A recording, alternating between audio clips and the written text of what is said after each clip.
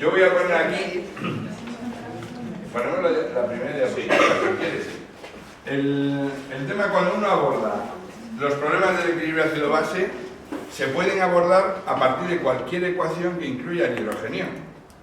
Pero claro, el problema que tiene es que es mucho más difícil para nosotros y además tendrías que andar estableciendo cosas diferentes y prácticamente todo el mundo razona siempre sobre el equilibrio de la ecuación de CO2 más agua, que es el bicarbonato, ¿no? Podríamos coger la ecuación del NAD, NADH. Tendríamos que medir sencillamente NAD, que es una patata, NADH, que es súper inestable, pero si hay NAD más H, NADH, mides todo menos los protones y te dan.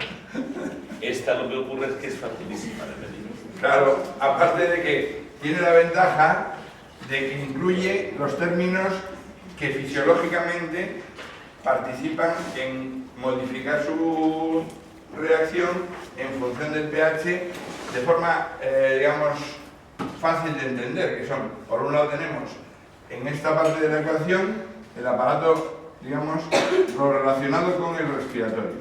¿Por qué? Porque la concentración de CO2 disuelto, esto es CO2 disuelto, si os acordáis, está directamente relacionado a partir de la constante de solubilidad con la PCO2. ¿Y la PCO2 con qué está relacionada? ¿Con qué ventilación? La de la casa de uno. Y dentro del pulmón yo diría alveolar. Alveolar, no sé, lo he dicho. La ventilación alveolar, ¿con qué otra cosa?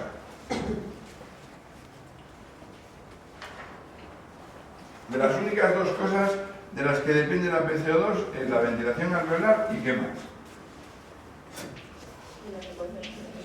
No, eso modificaría en todo caso la ventilación alveolar. La ventilación alveolar y ¿qué otra cosa? El flujo de sangre, no. El flujo de sangre es lo que va desde lo que él te pregunta hasta el pulmón.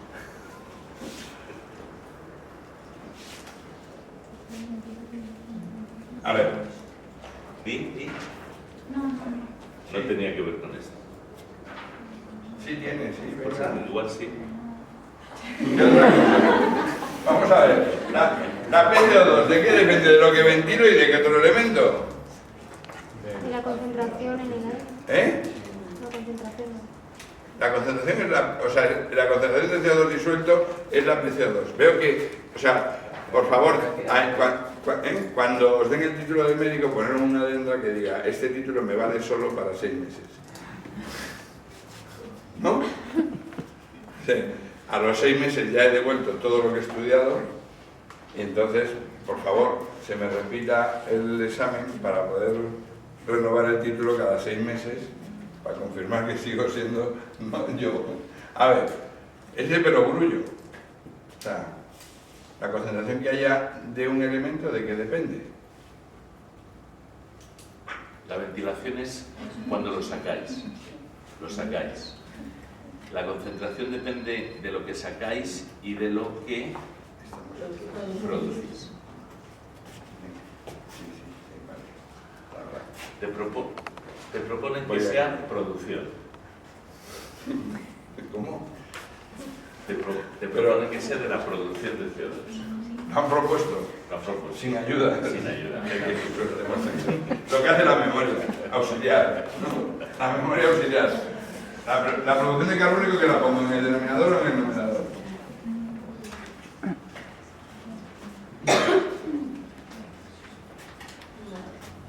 ¿Eh? ¿Numerador? ¿Por qué? Porque la producción tiene que ser directamente proporcional a la presión, ¿no? O sea, al revés. Eso me gusta, pero tampoco no sé si no me gusta. ¿No? Dice, tiene que ser en una o al revés. Solamente hay 2 posibilidades, está muy bien, me gusta, pero a lo mejor no me gusta. Bueno, Es correcto, pero puede no ser correcto. va con la línea de los tiempos, se hace continuamente en el Parlamento. A ver, vamos a ver. Retomemos las cosas y pongámonos en O. O sea, hay que ponerse la mentalidad en on, porque si no el resto del seminario, o sea, vamos, estamos en el hiperespacio. Vamos a ver, has dicho bien. Has empezado muy bien y has terminado muy mal. Repite. Es lo que he dicho de que está numerador porque es directamente proporcional la presión a la producción de CO2. Cuanto más producción de CO2... Pero si es tan simple como decir, vamos a ver, si yo produzco mucho y ventilo poco, ¿cómo será la PCO2? Y si ventilo mucho y produzco poco, o sea, vamos a ver, es de perogrullo. O sea, lo que no entiendo es cómo se os ha ido la mente al hiperespacio. ¿Vale? Ponemos ventilaciones para que se nos quede de manera que es flujo, ¿no? Volumen por minuto. De manera que aquí la ventaja que tenemos es que en este término tenemos la parte respiratoria del elemento que está en equilibrio con el bicarbonato y el hidrogenio porque el CO2 se combina con el agua. ¿Vale? Entonces ahora en esta otra parte tenemos la parte que corresponde al metabolismo y al riñón, digamos, que es la parte en la que fundamentalmente os va a explicar el profesor Tejedor. Entre las dos está el equilibrio, que es un tema peculiar, porque esta es una reacción que es lenta y que depende de otro elemento, que esa reacción sea rápida, que es la anhidrosa carbónica. Esa reacción se da espontáneamente sí o sí, pero tenemos anhidrasa carbónica en el organismo porque en determinadas situaciones, en casi todas las situaciones, necesitamos que se produzca muy deprisa. La anhidrasa carbónica la tenemos desde las mitocondrias, donde nos sirve para detoxificar el amoníaco de la urea. Necesitamos ahí formar bicarbonato, está implicada en la detoxificación del amonio, hasta el riñón, que lo vais a ver en las últimas diapositivas del seminario de hoy. ¿Estamos de acuerdo? Bien. Entonces, esta parte de aquí además es la que nos mata, curiosamente, entre otras cosas, porque precisamente como es la parte metabólica, es la parte en la que el hidrogenio, como habíamos dicho, no se queda solo interactuando con el bicarbonato, sino que interactúa con todos los elementos. Y entre otros, interactúa con qué elementos que conocéis alteran, el hidrogenio altera su función fisiológica. ¿Conocéis alguno? Las proteínas. Son precisamente las que te matan, entre otras cosas. Te matan las proteínas y te matan los cambios iónicos que se producen también por el movimiento de hidrogeniones en las células, que siempre va asociado con el movimiento de otros iones, y esos dos elementos son los que o por A o por B acaban contigo solo o gracias a algún médico. Los enzimas tienen pHs óptimos de funcionamiento. Cambios en el pH modifican no solo la estructura terciaria de proteínas, sino además la actividad enzimática de un montón de sustancias que trabajan más o menos según sea el pH. Es uno de los elementos que tiene que estar más defendido. Cuando decimos defendido, quiere decir al que le permitimos menos variación dentro de la variación fisiológica. ¿Estamos de acuerdo? ¿Hasta aquí todo va bien? Bien. Entonces, como esto es un equilibrio, y eso es una reacción química que nosotros podemos valorar y medir en cualquier laboratorio simplemente con elementos de experimentación sin necesidad de que sea un sujeto, ¿vale? Lo primero que nosotros podemos hacer es construir el nomograma a partir directamente de los datos de la ecuación. O sea, yo puedo coger la ecuación y decir, vamos a ver, con un determinado PCO2, normalmente en el nomograma vais a ver que tiene en el eje X tiene el pH en la parte de abajo. Este es de los que sí tiene aquí ya arriba la concentración de hidrogeniones en la parte de arriba, que probablemente progresivamente se irá trabajando más con la concentración de hidrogeniones y menos con el pH. El problema del pH es que se usaba porque por diversas circunstancias históricas a la gente le resultaba más fácil recordar datos de pH, pero luego para tratamiento y para todo, quizá es mucho más fácil si uno usa concentración de hidrogenio. Ahí voy a decirles una cosa. El gran problema de la concentración de protones es la magnitud que tiene. Todo lo que manejamos toda la bioquímica normal que manejamos en sangre, nos movemos en el rango milimolar, ¿vale? Sodio 140 milimolar, potasio 4 milimolar, calcio 8 milimolar, todos nos manejamos en el rango milimolar. Pero la concentración de protones normal es de 40 nanomolar. 40 nanomolar. Por eso fue necesario medirlo mediante técnicas, vamos a decir, eléctricas. Técnicas eléctricas. Y un truquito que suele funcionar para rangos razonables, si queréis pasar rápido de pH a concentración de protones y no tenéis una tabla de logaritmos a mano. 740 es el pH normal, ¿ok? 740. Quiero que os fijéis en los decimales, 40. 740, le corresponden 40 nanomolar. Bajo de 40 a 38, ¿lo veis? Bien, he bajado 2, ¿sí? De 40 a 38, 2. Son 42 nanomolar. Bajo de 40 a 30, he bajado 10, ¿lo veis? pH de 7,30, 7,30. Esos son 40 más 10, 50 nanomolar. Es la regla del pulgar, que es transformar un elemento logarítmico en lineal, porque es multiplicativo. Porque en la zona, bajas uno, en esa zona es lineal.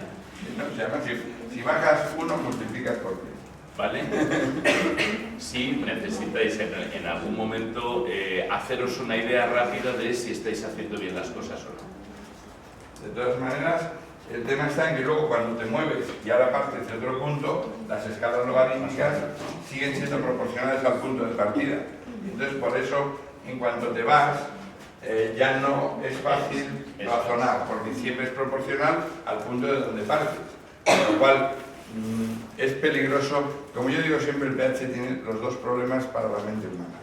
Combina la inversa, que ya es un problema. O sea, pensar en la inversa es un problema complejo, el logaritmo es otro problema complejo, mezclas los dos y ya no sabes lo que, ya no sabes lo que ha resultado, pero medido, yo para mí es mucho más fácil razonar sobre concentración de hidrogeniones porque lo veo directamente. Yo le he oído a un chico Y en cambio, decirle a su novia, eres más complicado que el pH. el problema que tiene es que normalmente yo razono sobre concentración de hidrogeniones y luego lo transformo en pH porque si no, al final me lío porque cuando sube baja, entonces ya tenemos un lío, ¿vale? Pero en cualquier caso, nosotros ahora, como una solución acuosa, podemos poner bicarbonato, podemos poner CO2 y podemos modificar cualquiera de ellos en función. Si nosotros partimos de un valor estándar, como tenéis aquí, si miráis en el nomograma, decimos, a ver, el valor normal, concentración de bicarbonato, que está puesto aquí, 24, ¿vale?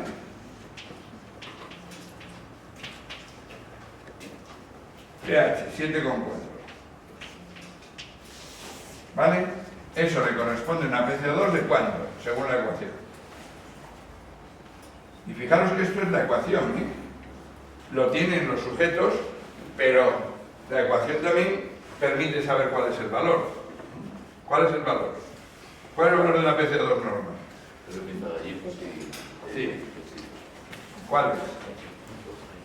40, ¿no? 40. Luego, aquí tienen. Y la PCO2 lo que pasa es que está puesta tridimensionalmente en forma de líneas curvas que se consiguen de la siguiente manera. Que es, yo ahora cuando tengo este punto, me puedo desplazar en esta ecuación, bien porque modifico el ácido, bien porque modifico el ácido como protón o como ácido adicional, o bien porque modifico el CO2. Si yo añado ácido manteniendo una PCO2 constante, ¿qué pasa? Que en el nomograma me desplazo hacia arriba o hacia abajo siguiendo las líneas curvas. Si yo añado una base, me voy para allí. Si añado un ácido, me voy para aquí. ¿Vale? Si en vez de añadir un ácido o una base, lo que hago es modificar el CO2, entonces me desplazo en una recta que va más o menos así, que depende de que tenga una solución acuosa o tenga una solución proteica como la del organismo, que le da una pendiente ligeramente diferente, por ejemplo, en nosotros en la sangre, en función de la concentración de hemoglobina.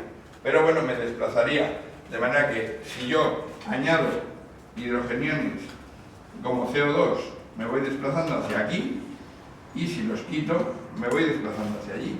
Y eso es lo que hace, si os fijáis, que ya directamente entramos en lo que corresponde a la acidosis o a la alcalosis respiratoria.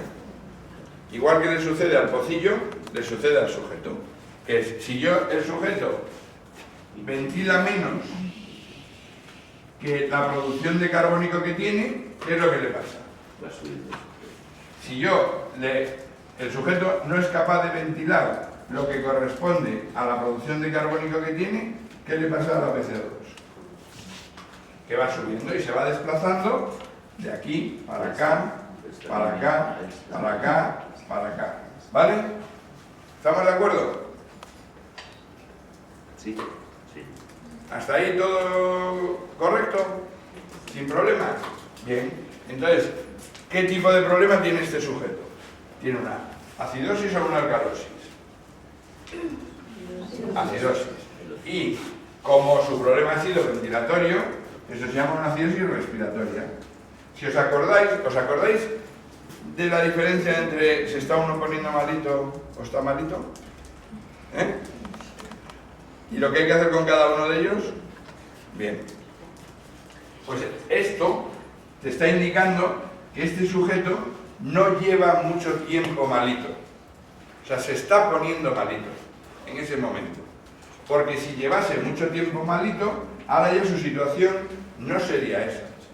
Porque si lleva mucho rato malito, ¿qué le pasa? Que se ponen en marcha mecanismos de respuesta del resto del organismo. Si no te va bien el pulmón, el riñón te ayuda. Eso es. ¿Y entonces qué sucede? ¿Que el riñón qué hace? ¿Qué hace para compensar intuitivamente una situación de... Hace lo mismo que el líquido cefalorraquídeo, por cierto. ¿Y qué hace? Eso Fabrica es. bicarbonato. Fabrica bicarbonato. Uno, porque lo reabsorbe más lento. El otro, porque de hecho lo fabrica ex novo. O sea, el riñón es un fabricante de bicarbonato en el organismo y lo habéis estudiado hace relativamente poco. Aquí es donde tenéis el bicarbonato. Eso es. Aquí. Así que va a ir para arriba, Para arriba, para arriba, para arriba, de manera que si el sujeto en vez de estar ahí está aquí o está aquí, cuanto más alejado esté de esta curva, quiere decir que más rato lleva malito. Ya es un sujeto que hay que tener cuidado con él, porque el problema no es que esté con un problema respiratorio agudo. Está con un problema respiratorio, pero lleva tiempo, porque le ha dado tiempo al riñón a ponerse en marcha y no es inmediato. Las respuestas ventilatorias son de una ventilación para otra. Las respuestas renales no. 48 horas. Mínimo. 48 horas, antes de 48 horas no vemos la compensación renal máxima obtenible. Por lo tanto, si estamos en la zona que os dice el profesor García Seguane de que la acidosis respiratoria es crónica, que ha tenido el tiempo de ser compensada, al menos lleva 48 horas con su problema respiratorio, porque le ha dado tiempo al riñón a corregir parcialmente. Claro, y además daros cuenta que si a este sujeto que parte de esta situación, porque se ha ido desplazando con la PCO2 que tenía, yo ahora le ventilo para llevarle a la normalidad, lo meto en una situación en la que le dejo complicado, porque le he transformado su problema acidótico en un problema alcalótico. Eso además conlleva un conjunto de movimientos iónicos, no solo cambio de la actividad enzimática por cambio de pH en el interior de las células, sino que se acompaña de movimiento de otros iones de desplazamiento que hay que tener mucho cuidado con él, fundamentalmente potasio. De manera que es el otro elemento que te mata el potasio, te mata el hidrogenio, básicamente. Entonces, por eso un sujeto, aparte de que si yo le ventilo, evidentemente está ventilando, pero este mismo efecto se le ha producido en el centro respiratorio y si no le pongo un ventilador, el sujeto lo que hace es pararse. ¿Vale? De manera que todo eso combinado es lo que hacía que si yo tengo un sujeto que tiene un trastorno respiratorio agudo, la actuación debe ser inmediata y aguda. Si tengo un problema como un sujeto crónico, hay que pensárselo y no tratar de resolverlo en milisegundos, sino darle tiempo a que él mismo vaya reponiendo sus sistemas de regulación. Sí, eso lo vemos mucho en la clínica. Si una persona con una acidosis respiratoria crónica mantenida le lavas la CO2 porque le hiperventilas muy deprisa, el bicarbonato en exceso que tenía va a tardar tiempo en eliminarse. Eso produce lo que llamamos una alcalosis post-hipercápnica, hiper-CO2. Y el problema es que esa alcalosis de pronto va a producir efectos inesperados en la vasculatura cerebral. Produce vasoconstricción cerebral y dificulta, lo habréis visto en bioquímica o en fisiología, la liberación de oxígeno desde la hemoglobina hasta la periferia. El efecto Haldane, creo que es. O el Bohr, uno de los dos. Uno de los dos. Pasa como antes, es o sube o baja. La realidad es que podemos tener, suele darnos problemas con el sensorio del sujeto porque está, por un lado, que hay más vasoconstricción, por otro lado, hay menos liberación periférica de oxígeno. Voy a poner en modo avión para que no nos alteremos. Bueno, hasta ahí vamos bien.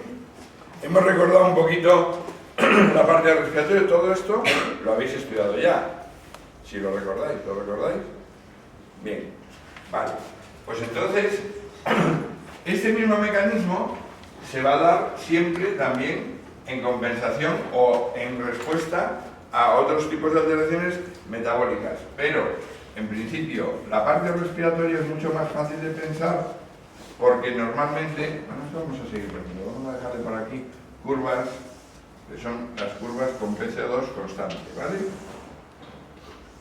Bien, y esta recta que tengo más o menos por aquí es una recta imaginaria que, una línea, no es una recta, es una línea curva imaginaria que supondría, digamos, cuanto más cerca estés de esa línea, quiere decir que estás más cerca de la compensación renal máxima, ¿vale? Simplemente es para recordarlo. De la misma manera, podemos razonar con las alcalosis. Si yo lo que hago es que tengo, por ejemplo, una crisis de ansiedad y empiezo a hiperventilar, ¿qué es lo que sucede? Que si ventilo mucho más que el carbónico que produzco, ¿qué le pasa a la PC2? Que baja. Entonces, si baja, nos desplazamos hacia aquí. Para PC2, cada vez más baja. Lo podéis ver en el nomograma. ¿Vale? Entonces me voy desplazando hacia aquí y ahora el sistema compensador me va a llevar a un punto más alejado de esto. Normalmente en las crisis de ansiedad el efecto es agudo y está cercano.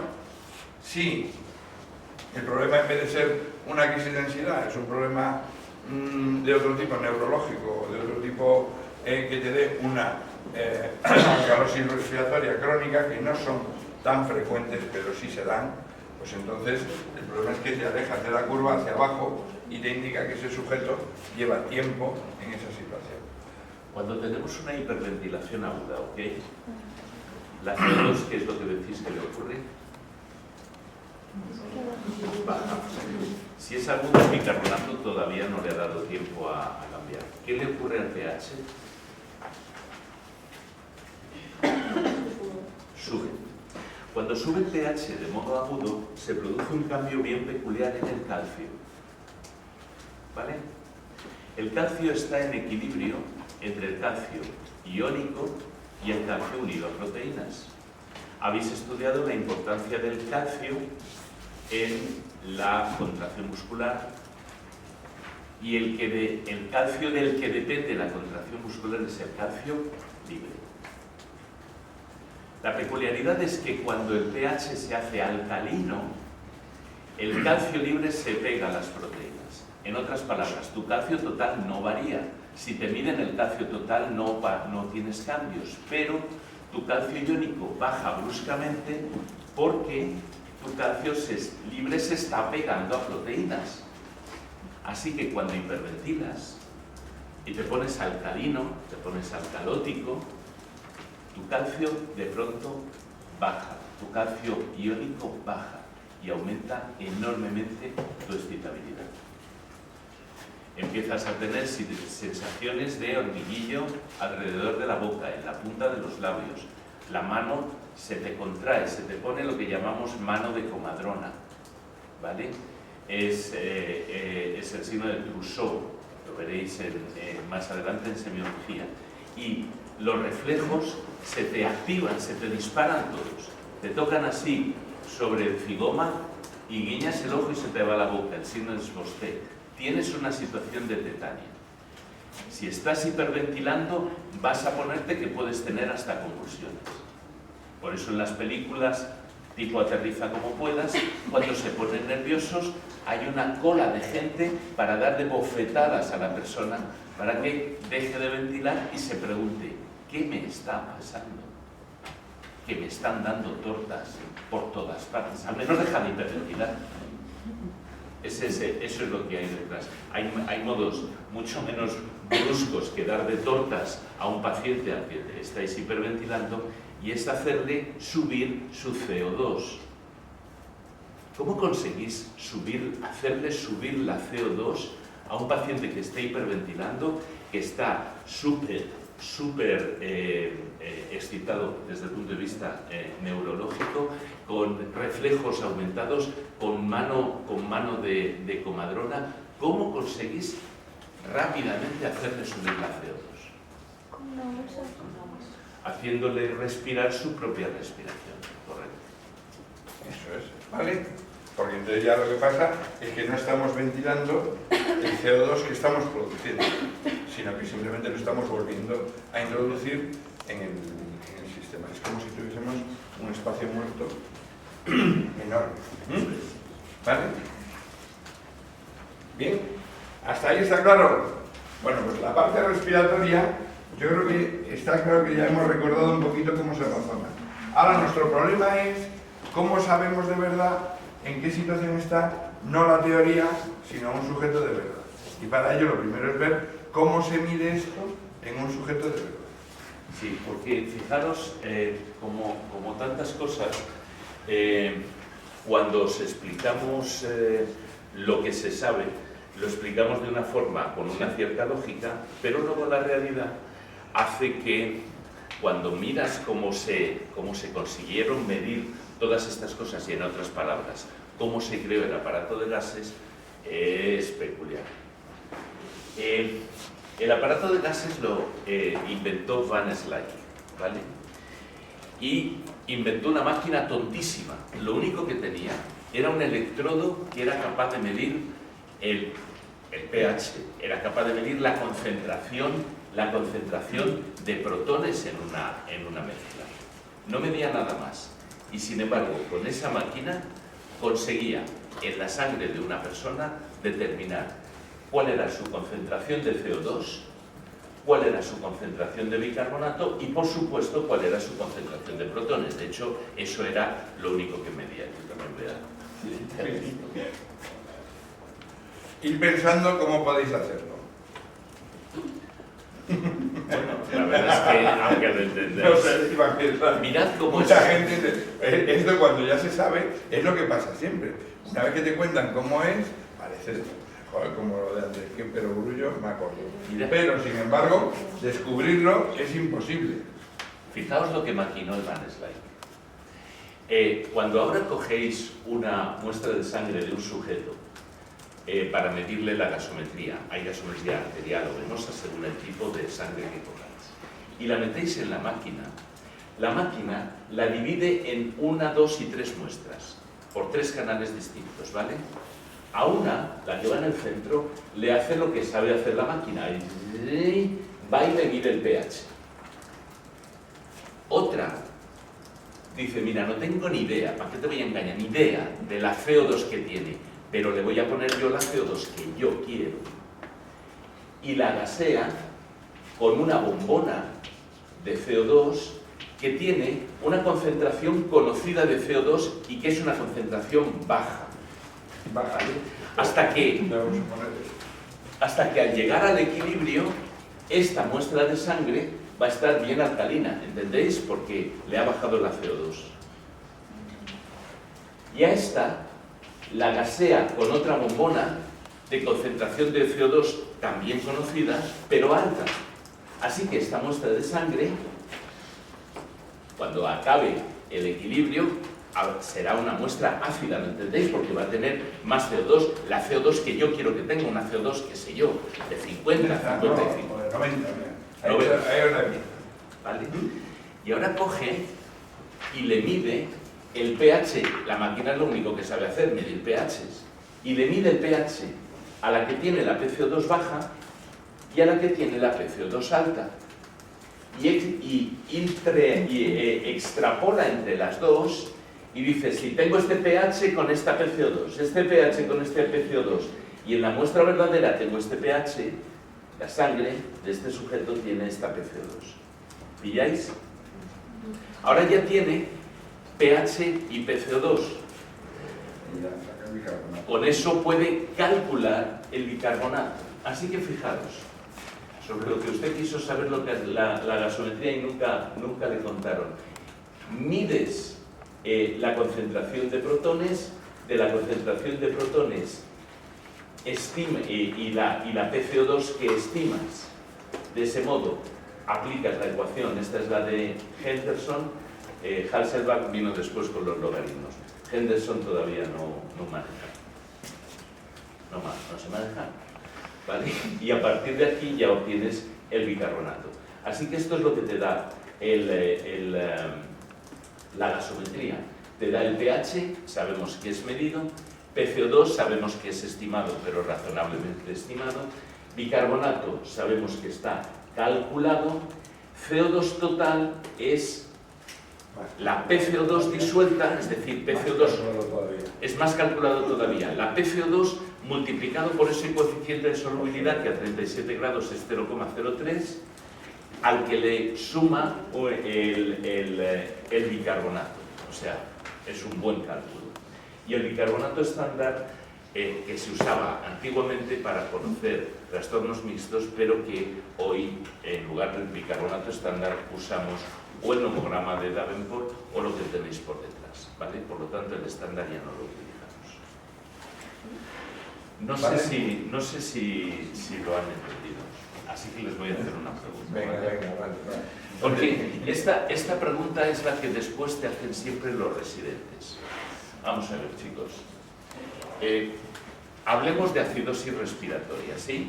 ¿Estáis de acuerdo conmigo en que si hay acidosis respiratoria hay muchos protones en la sangre? ¿Estamos de acuerdo? Bien. ¿Estáis de acuerdo conmigo en que si es respiratoria hay mucha CO2 en la sangre? ¿Sí? Bien. Vamos a ver.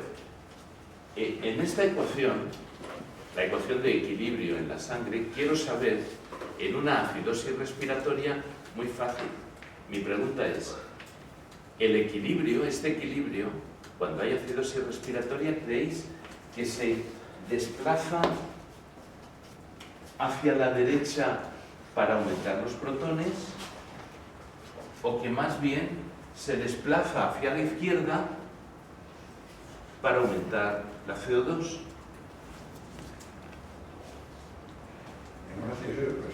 En una acidosis respiratoria. Lo pone. Ah, me la he saltado. No, en una acidosis... Perdón. En Vamos una a cambiar. acidosis Un momento. respiratoria. Responde. En una acidosis respiratoria. No es esa frase de arriba. No es la frase de arriba, la he oído desde Eso, el y entonces, en la respiratoria está mucho más claro, ¿no? No lo sé. Vamos a ver. Quien crea que se desplaza hacia la derecha, levanta la mano con un 1. Quien crea que se desplaza hacia la izquierda, levanta la mano con un 2. Y si todos levantáis la mano, no habrá encarnizamiento docente. El encarnizamiento docente es la 2, ¿has dicho la 2? ¿Cómo has dicho la 2? Ponte de pie y explica. No habrá encarnizamiento docente. Así que, por favor, votad. ¿Se va hacia la 1 o se va hacia la 2?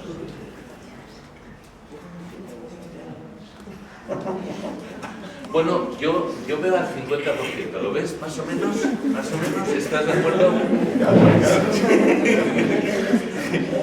Bueno, vamos a ver. Pensemos que no hemos partido de la situación. O sea, vamos a ver. Si tienes una acidosis respiratoria, que acabamos de decir cuál es el problema, ventilo poco con respecto a lo que produzco.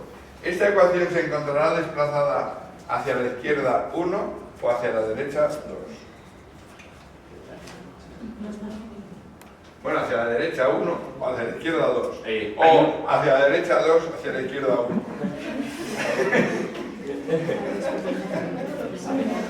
A ver.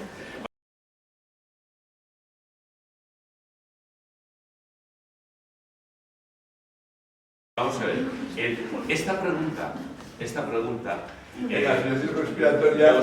escucha, los fisios no entienden cómo los residentes se siguen haciendo esta pregunta, pero te juro que es una de las cosas que ver. Fíjate, rompe no han pasado ni 6 meses de estudiar respiratorio y ya está todo el mundo que cuando llegas a la realidad, pues luego viene el paciente. O sea, el problema que tiene es que esto aquí es muy divertido, pero como dice él, luego de residente estás allí y sufres el estrés traumático total. Chicos, chicas, atentos. Si hay acidosis, ¿vale? Esto se tiene que ir hacia la izquierda, derecha vuestra, esto se tiene que ir hacia la derecha, sí o sí. Así que la respuesta es 1. Pero porque el origen era porque se había aumentado la PCO2. El problema es que a los que han dicho 2, hay que preguntar. ¿Cómo les explicamos?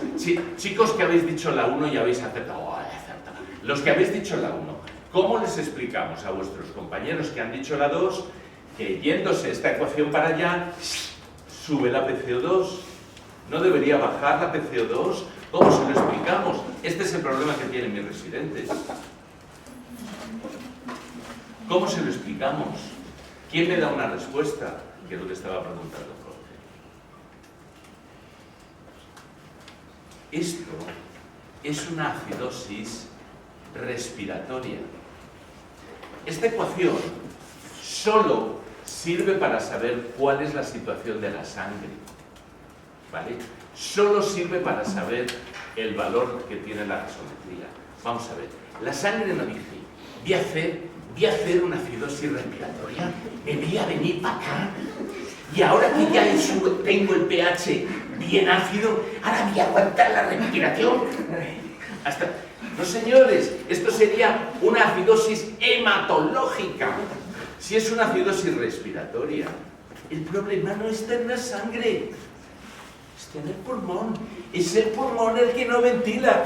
Es el pulmón el que te va acumulando CO2 y cuando lo echa en la sangre, esto se va a dañar. Claro que sí. Por eso hay CO2 alta, a pesar de que esto esté desplazado, o precisamente por eso se está desplazando. Y por eso tiene bicarbonato también alto. Y por eso sube el bicarbonato.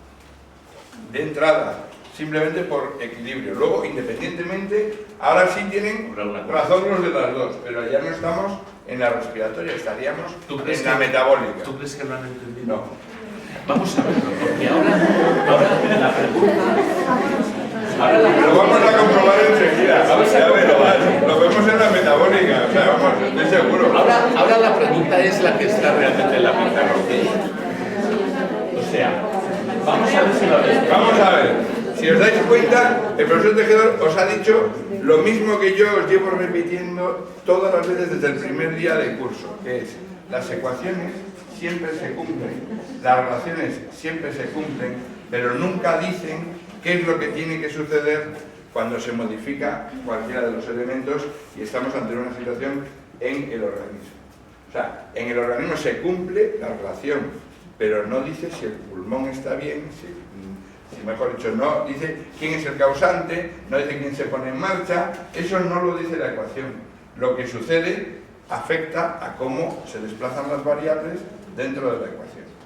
¿Os acordáis de siempre que hemos dicho que las ecuaciones sirven para establecer relaciones, sirven para diagnosticar, sirven para saber la situación del sujeto, pero el cómo se modifican, cómo se generan, dependen del sujeto, ¿vale? Pues ahora mi pregunta es esta. No Ahí hablamos va. de acidosis respiratoria, sino metabólica. ¿Estáis de acuerdo conmigo que si hay acidosis metabólica, los protones en sangre están altos? ¿Estáis de acuerdo? ¿Estáis de acuerdo conmigo en que si es metabólica, el bicarbonato está bajo? ¿Sí o no? Sí, bien. Mi pregunta de nuevo es la misma. ¿Esta ecuación se desplaza hacia la derecha para aumentar los protones o se tiene que ir para la izquierda para que se vaya el bicarbonato? ¿Uno o dos? Esa hay que repetirla, porque esa ya tiene más trampa, ¿eh? O sea, ¿Creéis que se desplaza hacia la derecha para que aumenten los protones o se desplaza hacia la izquierda para que se vaya el bicarbonato?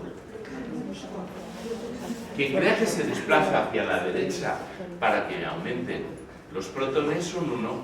Quien crea que se desplaza hacia la izquierda para que se vaya el bicarbonato, un dos. Manos arriba. Bueno, a ver cómo está, ahí. hemos conseguido lo que observo en la clínica, ya nadie acierta. Ahora el número de respuestas acertadas es un 10%. Bien, perfecto. Vamos mejorando. Vamos mejorando. Chicos, a ver si me hago entender. Si hay una acidosis, los protones aumentan, la ecuación se desplaza hacia la derecha, me da lo mismo que sea una acidosis metabólica, que respiratoria, que gonadal. Me da igual, esto se tiene que desplazar hacia la derecha, porque si no, no hay acidosis. ¿Pillado? Hacia allá. El único problema es cómo consigo que esta ecuación se desplace hacia allí al tiempo que bajo el bicarbonato.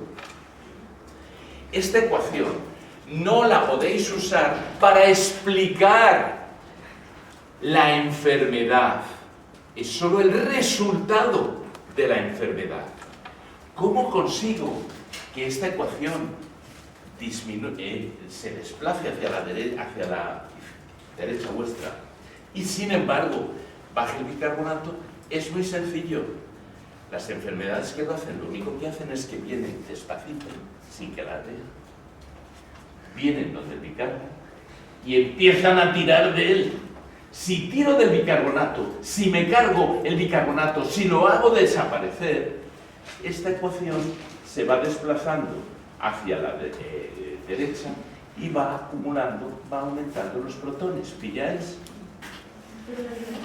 Así que hay dos maneras, no sé si lo tengo aquí. A ver, solo un momento. Sí.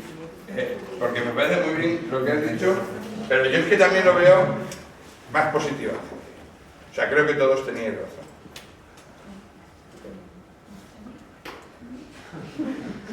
¿No? Pero no era igual, es igual, pero no es lo mismo. En ese sentido sí tenían razón. Eso, Sí tenían, todos lo habían dicho. Eso es, ¿qué quiere decir?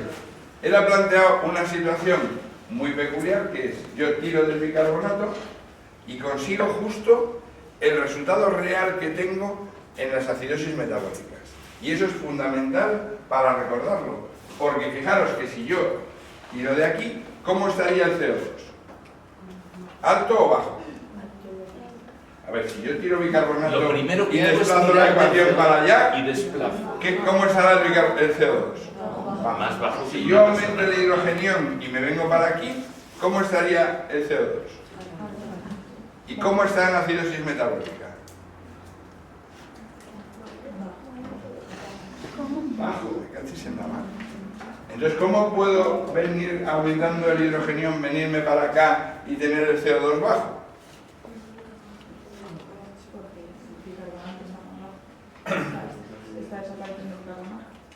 Pero si está como él ha dicho, es que fijaros, que lo estoy aclarando, yo creo que ya ahora se entiende mucho más claro, porque, ¿no? A ver, recompongamos la situación, ¿no? Veamos.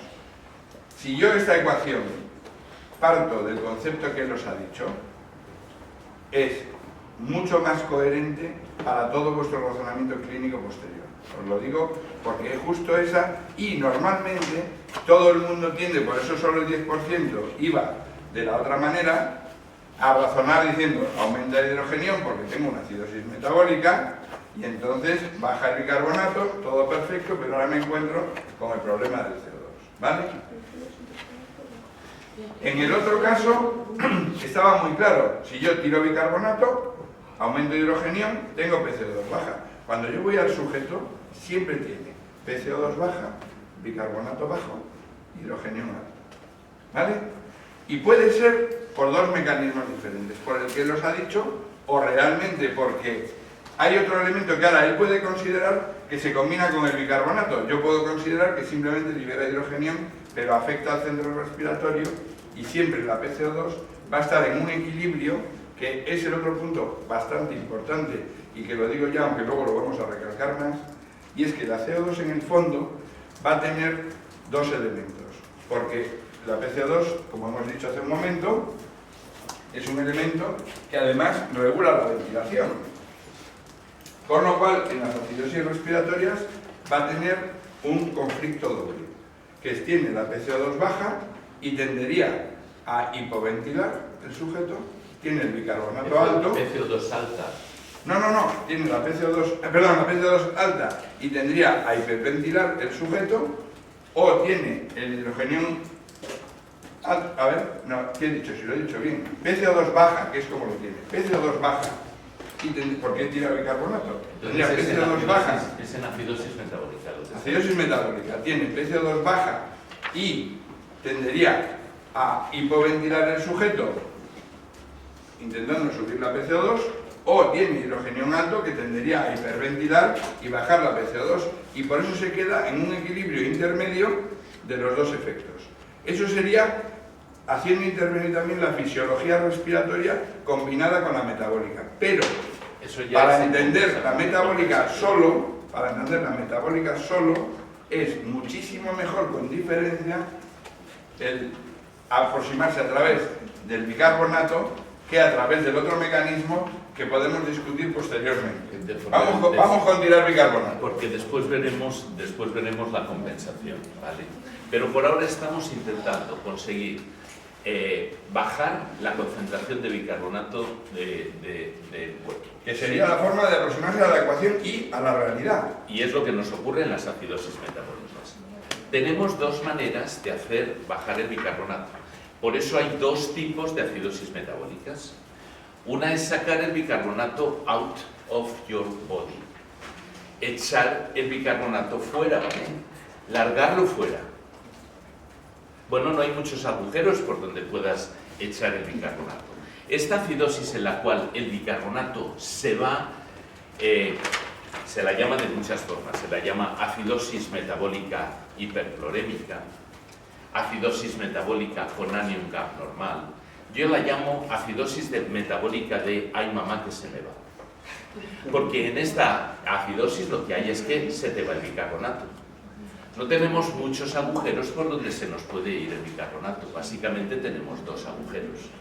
Por eso esta acidosis, ay mamá que se me va, tiene dos variantes. La variante ay mamá que se me va por delante o por detrás. ¿De qué enfermedades os hablo? Pues mirad, las acidosis metabólicas de ay mamá que se me va por delante, el bicarbonato se va por la orina. Veréis que En el túbulo renal solamente hay dos sitios donde se manejan los protones, el distal y el proximal y distal. Por eso la acidosis ay mamá, que se me va por delante, son los grupos de acidosis tubulares o proximales o distales. La acidosis de ay mamá, que se me va por detrás, agrupa muchas más patologías, porque del píloro para abajo todas las secreciones contienen bicarbonato. Así que cuando perdemos secreciones o contenido intestinal del píloro para abajo, perdemos bicarbonato.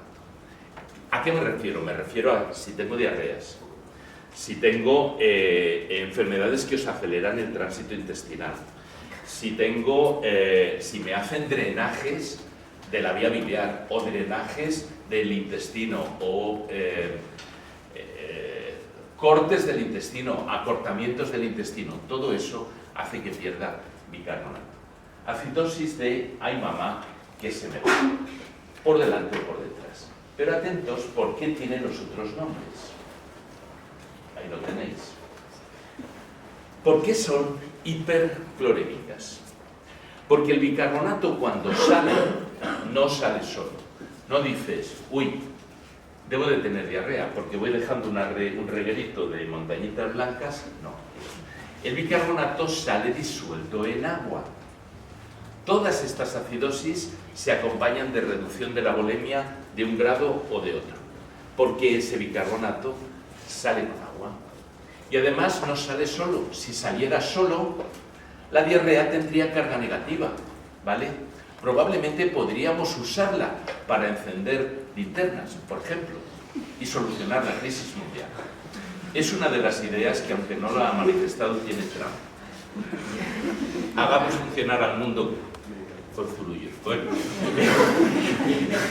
en cualquier caso, y haciendo abstracción, no tiene carga, es electroneutra, porque ese bicarbonato que sale, cuando sale, coge de la mano a un catión. Así que el bicarbonato coge un catión, coge agua y sale. Y escuchad, el catión fundamental que tiene, que coge habitualmente sodio, cuando coge sodio y coge agua y sale, todo lo que queda detrás, el plasma, se concentra.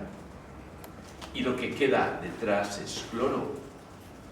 Así que cuando sale sodio, bicarbonato y agua, la cantidad de cloro no varía, pero su concentración aumenta. Por eso veis subir la concentración de cloro en la analítica. Acidosis hiperclorémica. ¿Bien? No es la única forma de hacer subir el bicarbonato. La acidosis hiperclorémica o acidosis con aniocarbón. En esta otra forma de acidosis metabólica, voy a destruir el bicarbonato dentro del organismo, ¿ok? No voy a sacarlo fuera, voy a destruirlo. Para destruirlo, necesito utilizar un ácido que no lo tenga toda la población, porque si lo tiene toda la población, entonces eso sería fisiológico, ¿pilláis?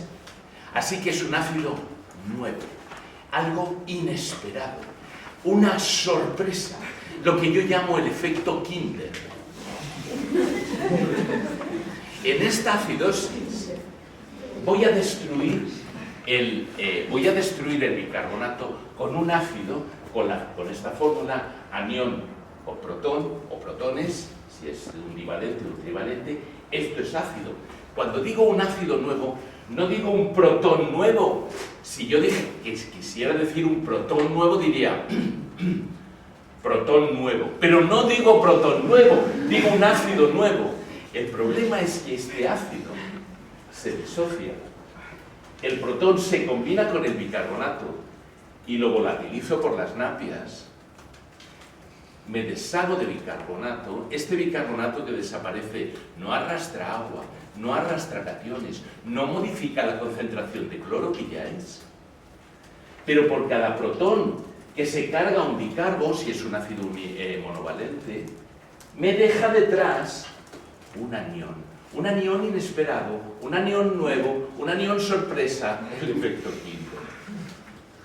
Esta acidosis es la acidosis de Ay, mamá, ¿pero qué es esto?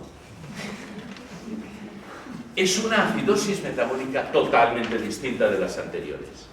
En la anterior necesitabais por fuerza una pérdida de bicarbonato, un problema en relación con la orina, un problema en relación con el tubo digestivo, ¿ok? Aquí no, aquí es algo nuevo, algo inesperado. Ese algo nuevo o algo inesperado podéis fabricarlo vosotros y entonces será un ácido endógeno. O podéis haberlo tomado de fuera y será un ácido exógeno. Un ácido endógeno que no fabrique normalmente la población, sino que lo fabrique solamente esa persona que está enferma, pues veréis que no hay muchos. En la práctica clínica básicamente son dos, el ácido láctico y los cetoácidos. Pero habéis estudiado un montón de enfermedades que producen un ¡ay mamá, pero qué es esto! Cuando habéis estudiado los errores en el metabolismo de los aminoácidos, habéis visto que muchos de esos errores acaban produciendo ácidos que no se degradan porque al sujeto le falta el enzima concreto de esa enfermedad.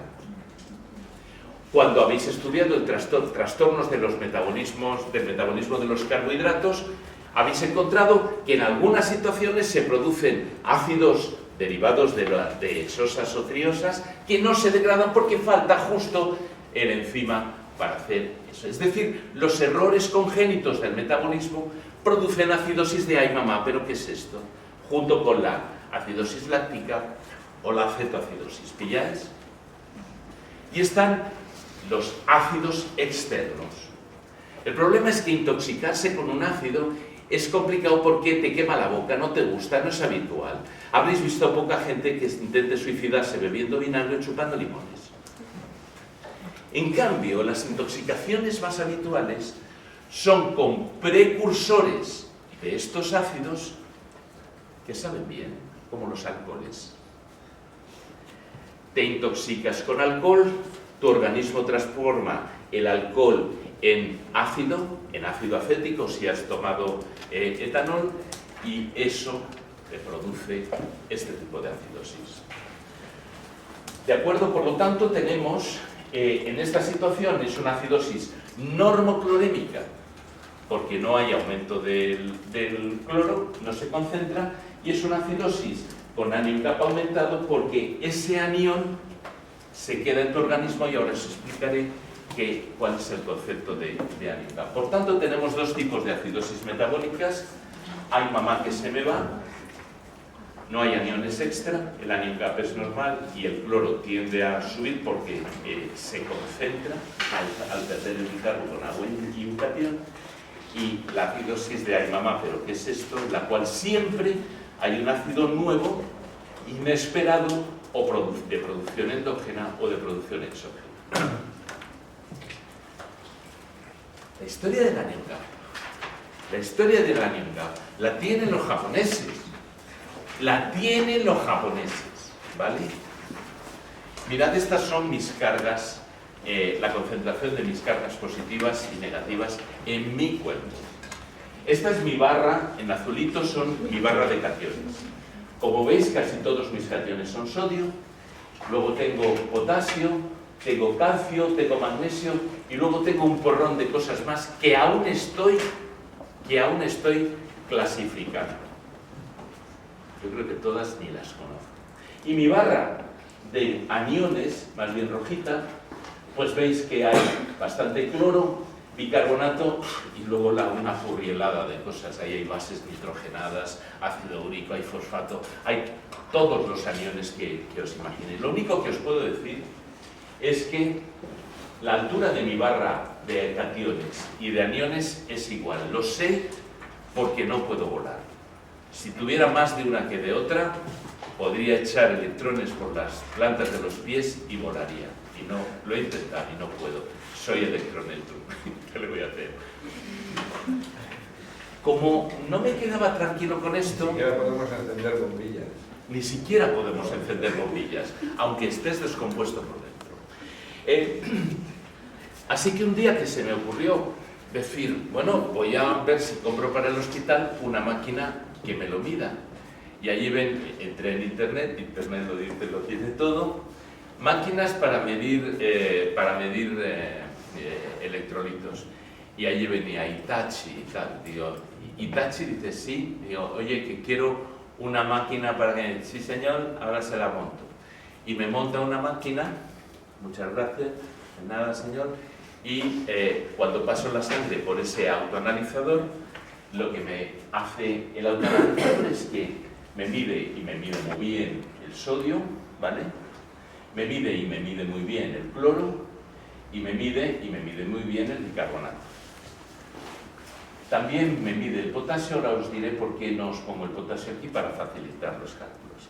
Y entonces digo, bueno, pues tengo positivos y tengo negativos, no está mal, pero se me ocurre comparar unos con otros y digo, caray, si miro los positivos, que es el sodio 140 normalmente, y el cloro normalmente 105, y el bicarbonato normalmente 25, esto me da 130 y esto me da 140. Hitachi, ¿qué me has vendido? Lo que usted me pidió, señor. Dices, tengo aquí una columna de positivos que me da más alta que la de negativos. Y va el tío y me dice, tiene usted un problema. Digo, no me fastidies, Hitachi, tengo un problema. Claro que tengo un problema. Yo sé que tengo la misma altura y tú me das algo que cuando lo comparo no me da lo mismo. Y va el tío y me dice, llámalo H. Digo, ¿cómo que lo llame H? Sí, H de hiato aniónico. Esa diferencia la tenemos todos, no es una diferencia real, no se corresponde con nada. No os puedo decir que esa diferencia ni siquiera sean los aniones no medidos, porque ni siquiera tienen esa magnitud. ¿Qué es eso, chicos? Es un artefacto, una cantidad que metemos para que, sumada al bicarbonato y al cloro, me dé la misma cifra que el sodio. ¿Lo entendéis? Así que, cuando creo el concepto de anion gap, o hiato aniónico, o trou anionique de los franceses, o brecha de los más clásicos, brecha aniónica, lo que consigo es que, si en condiciones normales el sodio es distinto porque es mayor del cloro más el bicarbonato, cuando pongo sodio, cloro, bicarbonato y anion gap, me sale la igualdad. Y esto normalmente vale 10. ¿Y para qué me sirve en la práctica clínica saber esta pavada? Pues precisamente me es muy útil para cuando tengo descensos en el bicarbonato, saber si son por acidosis de ay mamá que se me va o de ay mamá pero ¿qué es esto? Porque, fijaos, si esta es mi situación normal y tengo una reducción en el bicarbonato, en el cuadradito naranja, mirad, cuadradito naranja pequeño, ¿lo veis? Esta situación y esta situación, las dos son acidosis metabólicas. Si tengo una acidosis metabólica de ay mamá que se me va, el bicarbonato, esto es, no lo olvidéis, no son cantidades, son concentraciones. Al reducirse el bicarbonato, no me varía el anion gap porque no he tenido ningún efecto Kinder, ninguna sorpresa, ningún ácido. Dime. Que yo todavía no pillo el concepto de hiato aniónico. El anion gap, Sí. el anion gap, el concepto es muy sencillo. El sodio es mayor que el cloro y el bicarbonato.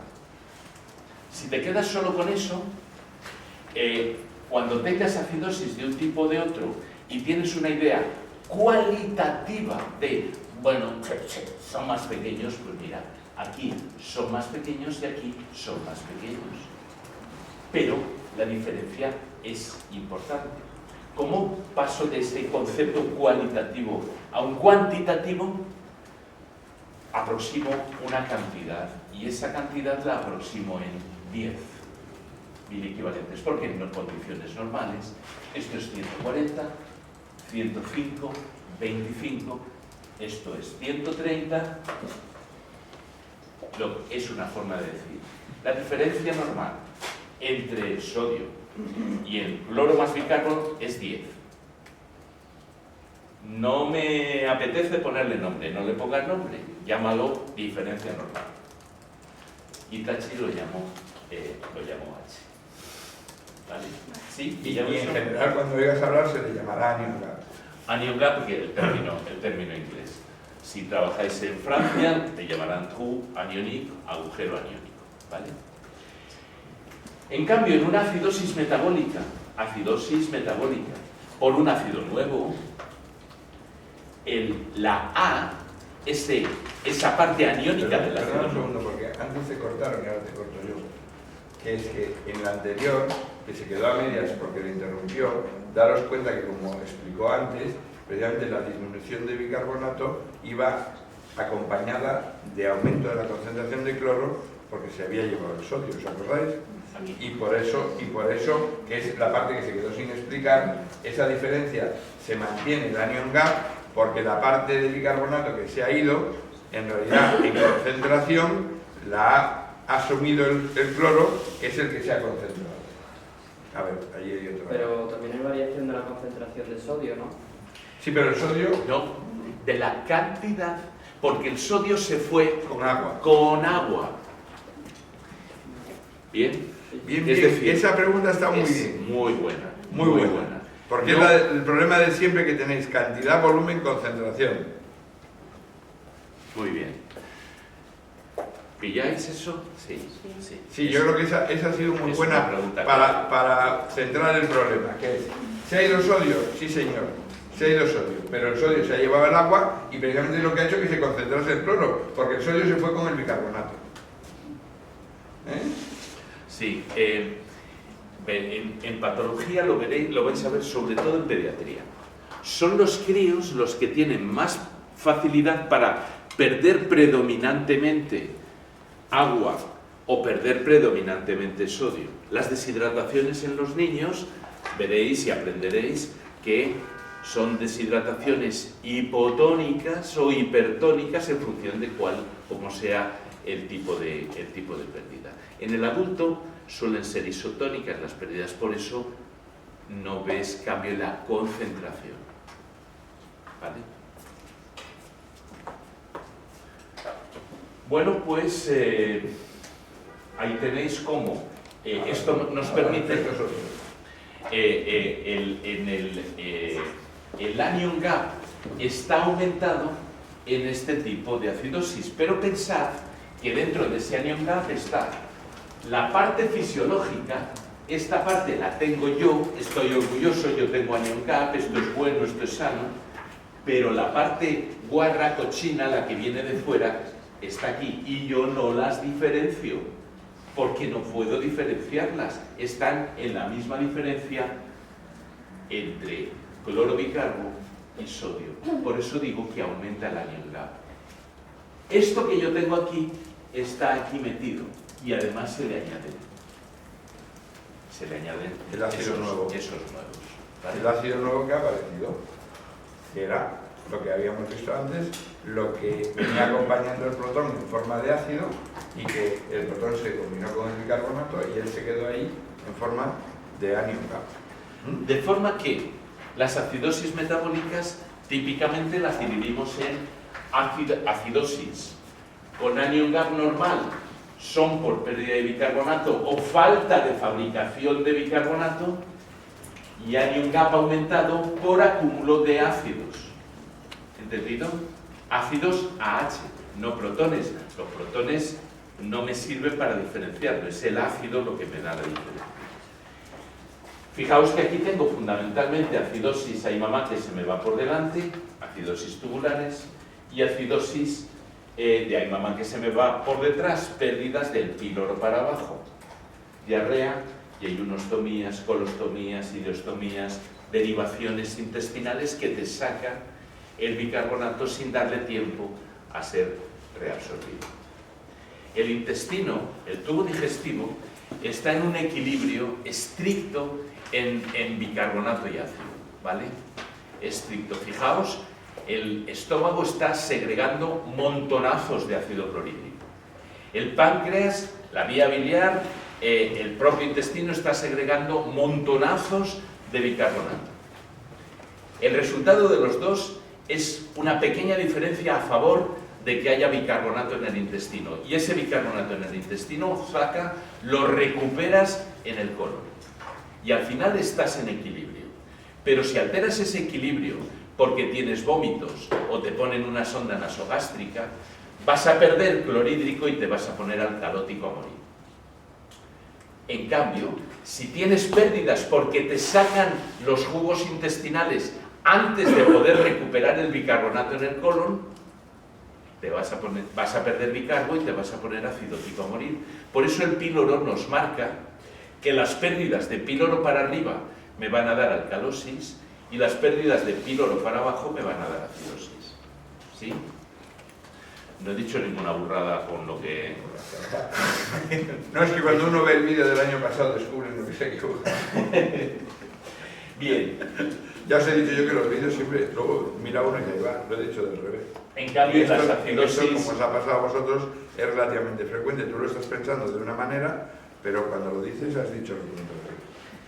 En las acidosis con daño en capa aumentado tenemos las endógenas, os he dicho en clínica, las más habituales son la lactoacidosis, cetoacidosis y errores congénitos del metabolismo, y las exógenas, de los pocos ácidos que pueden causar este tipo de acidosis es el acetilsalicílico. Hay fármacos que aumentan la producción de lactato, paracetamol, metformina en ciertas personas, y la ingesta de alcoholes, ¿vale? Estas, en amarillo, estáis viendo las acidosis del primer tipo. Acidosis de ay mamá que se me va, por delante o por detrás. ¿Qué es lo que tienen todas estas acidosis en común? La habitación donde se produce. Esto no hace que no se os olvide. Las acidosis del primer tipo, las que llamamos hiperclorémicas, las que tienen el ANICAM normal, se generan en R3.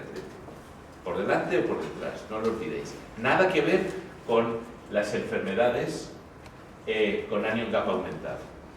Son mucho más variadas.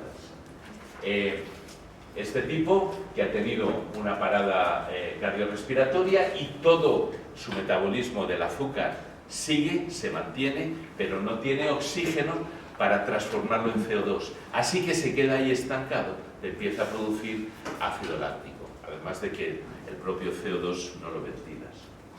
Aquí ha habido un infarto en este brazo porque se ha trombosado esta arteria humeral. Así que el resto de la extremidad no recibe oxígeno, no hay metabolismo mitocondrial, no puedes meter tu piruvato en la mitocondria, se te desvía todo hacia ácido láctico y tienes lactoacidosis. Esta cría tiene diabetes. Si no tienes insulina suficiente, no metes azúcar en las células. Tienes un montón fuera, pero dentro de las células no. Necesitas usar otros fuel. El fuel que usas, tiras de grasa, tiras de ácido acetil-CoA y acabas produciendo, te sales de Krebs, acabas produciendo cetoácidos. Intoxicación por aspirina, o que por culpa de la raja de una falda se dio una piña con su Seat Panda, además de que iba bien bebido. O este tonto que se está bebiendo el anticongelante de su coche. El anticongelante es un etilenglicol. Cuando está en Europa, cuando está natural, tiene un cierto olor y textura que recuerda al alcohol. Por eso en Europa es obligatorio desnaturalizarlo con colorantes que le dan un aspecto desagradable, fluorescente. Todos lo habréis probado, ¿no? No se ha pasado nunca de ir al garaje, al coche y decir, uy, está perdiendo aceite. No, es anticongelante. No, solo me pasa a mí. Bien. La intoxicación por anticongelante es uno de los elementos más preguntados en el MIR. Yo he visto en mi vida 4. Pero aquí no se ven, los nórdicos sí. Se ven en los nórdicos, se ven en los americanos, porque en los aeródromos privados se usa el anticongelante pero sin desnaturalizar y entonces hay intoxicaciones. Ya, más adelante ya veréis el porqué de eso. Y aquí tenéis las causas, os las he vuelto a escribir, sin más. A ver, ahora vamos a pasar a unos cuantos ejemplos de gasometría.